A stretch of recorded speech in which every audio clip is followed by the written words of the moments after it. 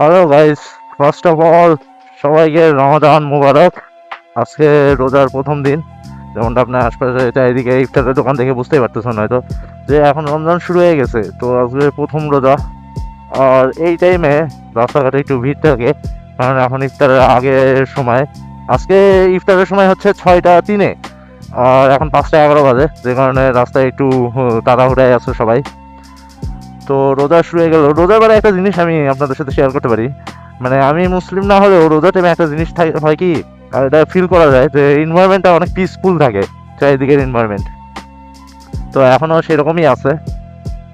আর রোজা শুরু মানে কিছুদিন পর ঈদও আসবে, তো একটা ফেস্টিভ ফেস্টিভ এনভায়রনমেন্ট আছে চারিদিকে। আর এই রোজা রমজানের মাসে আমরা সবাই ট্রাই করতে পারি যে একটু সব দিকে শালীনতা বজায় রাখার। এই দেখেন, আহ, সব ইফতারের দোকানে ভিড় আর ভিড়, দেখছেন? এখন চারিদিকে সব ইফতারের দোকানে ভিড় থাকবে। ইফতারের দোকানে ভিড় থাকলে আশা করি ট্রাফিকের এখানে ভিড় থাকবে না। দেখেন গাইজ, চারিদিকে খালি ইফতারের দোকান। এটা মুক্তির মোড়ে আরো ভিড় এখন।